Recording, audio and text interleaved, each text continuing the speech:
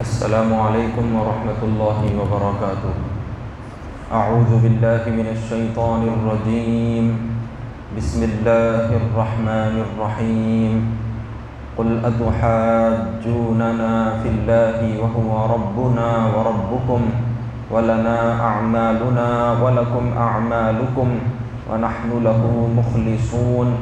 ام تقولون ان ابراہیم واسماعیل واسحاق ویعقوب والاسباط كانوا هودا او نصارا قل اانتم اعلم ام اللہ ومن اظلم ممن كتم شہادة عنده من اللہ وما اللہ بغافل عما تعملون تلك امة قد خلت لها ما كسبت ولكم ما كسبتم ولا تسألون عما كانوا يعملون۔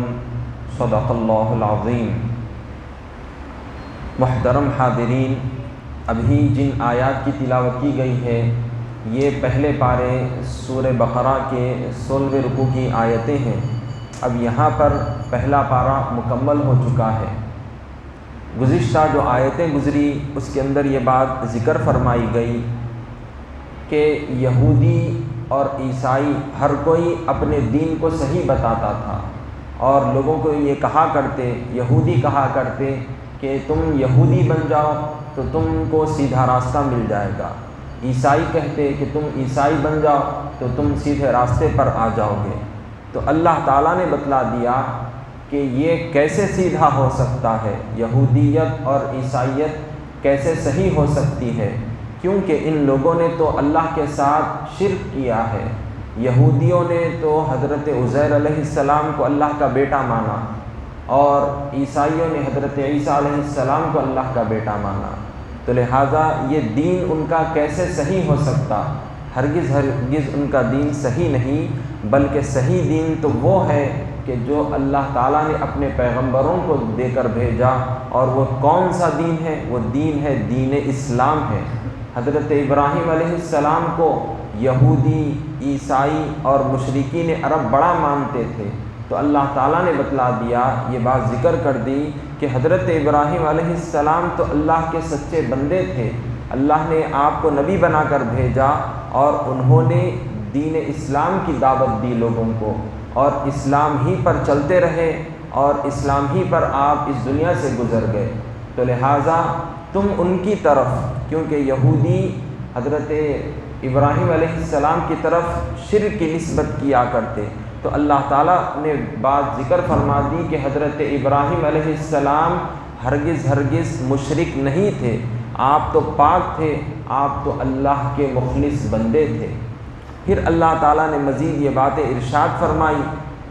کہ یہودیوں کا جو حال ہے کہ وہ اپنے لوگوں کو، یہودیت اختیار کرنے والوں کو رنگ دیا کرتے اور کہا کرتے کہ اب یہ رنگ جو دیا گیا ہے ان پر یہ دین کا رنگ بالکل پکا چڑھ چکا ہے، اب یہ مکمل یہودی ہو چکے ہیں۔ یا عیسائی جو رنگ دیتے اپنے لوگوں کو تو وہ کہتے کہ یہ سچا عیسائی بن چکا ہے، لیکن اللہ تعالیٰ نے لوگوں کو بتلایا، یہ بات ذکر فرمائی کہ اگر تم کو رنگ چڑھانا ہی ہے تو اللہ کا رنگ چڑھا لو۔ اللہ کا رنگ یہ ہے کہ اللہ کو ایک مانو، اللہ کے ساتھ کسی کو شریک نہ ٹھہراؤ، بلکہ اللہ تعالیٰ کے حکم کی پابندی کرو، اللہ رب العزت کی فرما برداری کرو، اللہ نے جو باتیں ذکر فرمائی ہیں اس پر عمل پیرا رہو، جن چیزوں سے روکا ہے اس سے رک جاؤ، تو یہ ایسا رنگ ہے کہ تم کو خوشنما بنا دے گا، تم کو دنیا اور آخرت میں کامیابی دلائے گا، اور یہ ہرگز خراب نہیں ہوگا۔ اب آئیے مزید اللہ رب العزت ان یہودیوں اور عیسائیوں کا رد کرتے ہوئے ارشاد فرما رہا ہے کہ قل اتحاجوننا فی اللہ وهو ربنا وربکم ولنا اعمالنا ولکم اعمالکم ونحن له مخلصون، یعنی اے حبیب صلی اللہ علیہ وسلم آپ ان سے کہہ دیجئے کہ کیا تم اللہ کے بارے میں ہم سے جھگڑتے ہو، حالانکہ وہی ہمارا اور تمہارا رب ہے، اور ہم کو ہمارے اعمال کا بدلہ ملے گا اور تم کو تمہارے اعمال کا، اور ہم خالص اسی کی عبادت کرنے والے ہیں۔ یہودیوں کی یہ حالت تھی کہ وہ اپنے دین کو سچا بتاتے کہ یہودیت بالکل سچا دین ہے، سچا مذہب ہے، اور وہ لوگ کہا کرتے کہ حضرت ابراہیم علیہ السلام اسی دین پر تھے۔ تو اللہ سبحانہ و تعالیٰ نے یہ بات ارشاد فرمائی کہ یہودیت ہو یا عیسائیت ہو، یہ تو دنیا کے اندر حضرت ابراہیم علیہ السلام کے گزرنے کے بعد آئی ہیں یہ، کیونکہ حضرت ابراہیم علیہ السلام کے بیٹے حضرت اسحاق، پھر حضرت اسحاق کے بیٹے یعقوب علیہ السلام، تو یعقوب علیہ السلام کی جو نسل تھی، جو آپ کے 12 بیٹے تھے، ان سے جو نسلیں آگے بڑھی وہ بنی اسرائیل کہلائی۔ تو دیکھو کتنا بڑا لمبا زمانہ گزرا، تو حضرت ابراہیم علیہ السلام کے بعد یہودیت اور عیسائیت دنیا کے اندر آئی، تو پھر یہ یہودی کیسے ہو سکتے ہیں حضرت ابراہیم، اور عیسائی کیسا ہو سکتے ہیں؟ تو اللہ تعالیٰ نے ان کا رد فرماتے ہوئے یہ بات ذکر فرمائی کہ اے پیارے حبیب صلی اللہ علیہ وسلم، آپ ان لوگوں سے فرما دیجئے کہ تم کس بارے میں جھگڑتے ہو، جب کہ اللہ سبحانہ و تعالیٰ ہمارا اور تمہارا رب ہے، اور اللہ رب العزت اس بارے میں فیصلہ فرما دے گا کہ کون دین حق پر ہے اور کون باطل پر ہے۔ تو یہ چیز اللہ کے قبضے میں ہے، اور اللہ سبحانہ و تعالیٰ کو جب تم ایک مانتے ہو اور اس کا دعویٰ کرتے ہو، تو پھر یہ بات کیوں نہیں مانتے کہ اللہ تعالیٰ جس کو چاہے نبوت کے لیے چن لے، تو پھر ہم کو اس کی پابندی کرنا ہے، اس کو نبی ماننا ہے۔ تو اللہ تعالیٰ نے جب مجھ کو چن لیا ہے، آخری نبی بنا لیا ہے، تو تم مجھ کو رسول کیوں نہیں مانتے؟ کیونکہ اللہ رب العزت کو تم ماننے کا دعویٰ کرتے ہو لیکن مجھ کو رسول نہیں مانتے، کیونکہ نبی بنانا یا رسول بنانا اللہ کے اختیار میں ہے۔ اللہ جو حکم دے، بندے کا کام یہ ہے کہ اللہ کے حکم کو مانے، اللہ کے حکم کے آگے اپنی گردن جھکا دے۔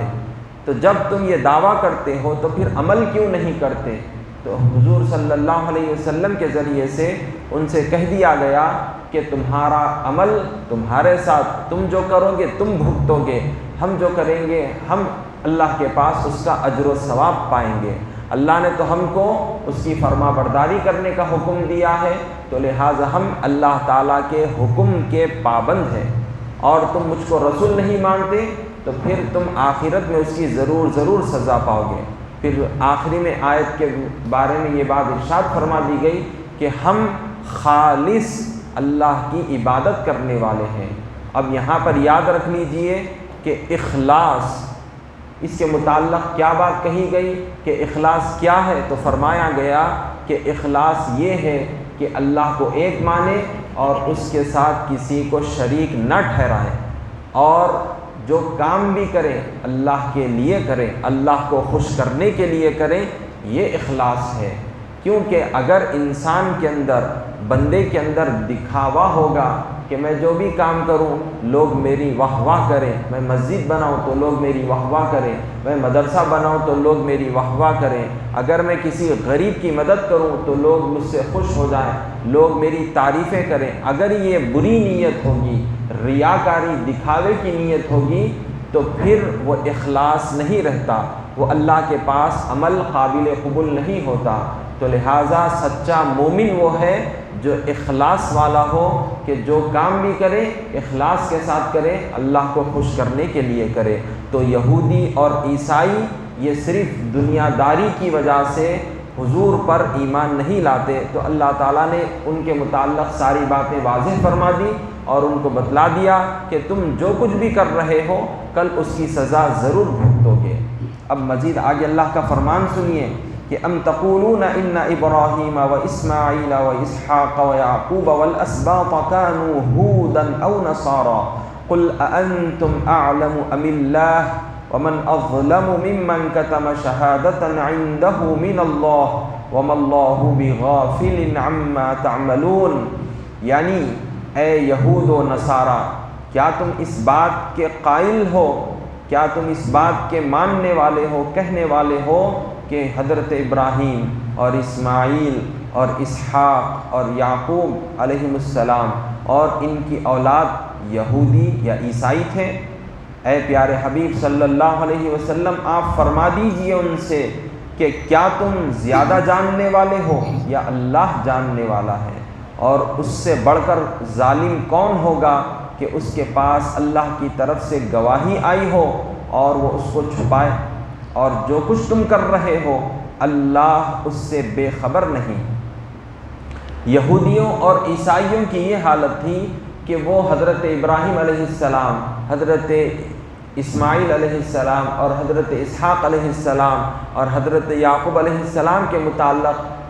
یہ غلط عقیدہ انہوں نے پال رکھا تھا۔ وہ کہا کرتے کہ یہ یہودی تھے، عیسائی کہتے کہ یہ عیسائی تھے۔ تو اللہ تعالیٰ نے فرما دیا کہ یہ کیسے یہودی اور عیسائی ہو سکتے ہیں جبکہ یہ اللہ کے مخلص بندے تھے، یہ اللہ کے نبی تھے۔ اللہ کے جو نبی بھی دنیا میں تشریف لائے تو انہوں نے اللہ کو ایک ماننے کی تعلیم دی، اللہ کے حکم کو ماننے کی تعلیم دی، اور لوگوں کو یہ تعلیم دی کہ تم اللہ کے ساتھ کسی کو شریک نہ ٹھہرانا۔ اللہ تعالیٰ جو بھی نبی کو بھیجے اور جس قوم میں بھیجے تو اس قوم کی ذمہ داری ہے کہ وہ اس نبی کی اتباع کرے، فرما برداری کرے۔ اللہ تعالیٰ نے جو نبی دنیا کے اندر بھیجے تو ہر نبی کو یہ پیغام بھی دے کر بھیجا کہ آخری نبی خاتم النبیین حضرت محمد مصطفیٰ صلی اللہ علیہ وسلم تشریف لائیں گے، اور اگر تم میں سے کوئی ان کا زمانہ پائے تو ان پر ایمان لانا اور ان کا ساتھ دینا۔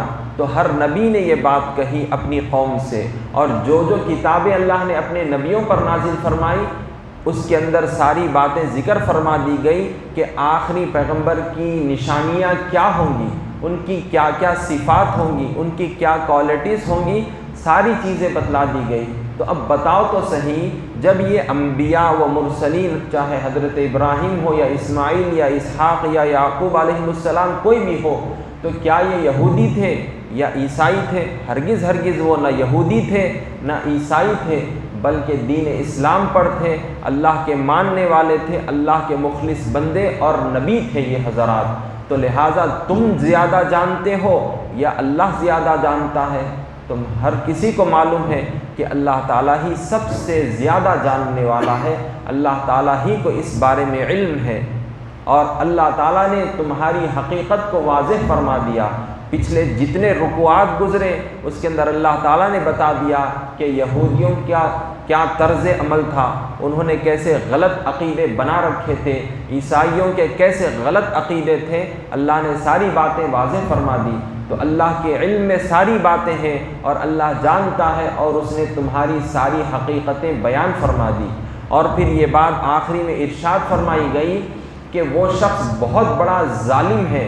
جو اللہ تعالیٰ کی شہادتوں کو چھپائے۔ اللہ تعالیٰ نے جو دلیلیں بیان فرمائی، تورات میں اللہ نے حضور کی صفات بیان فرمائی، انجیل میں، زبور میں، جتنی آسمانی کتابیں اللہ نے زمین پر نازل فرمائی ان میں حضور کی نشانیاں موجود تھیں، لیکن ان لوگوں نے